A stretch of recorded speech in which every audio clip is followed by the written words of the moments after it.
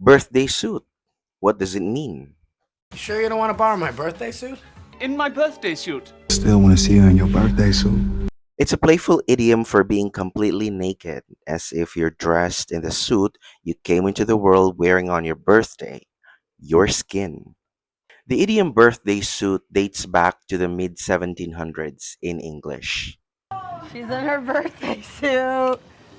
Kining a phrase, gikan ni siya sa katawanan nga idea nga kanang skin that you are born with is like an outfit or a suit that you received on your birthday when you were born. So kung moingon ka og I'm on my birthday suit, meaning naked ka. For example, Mama Bing is on her birthday suit. Naked si Mama Bing.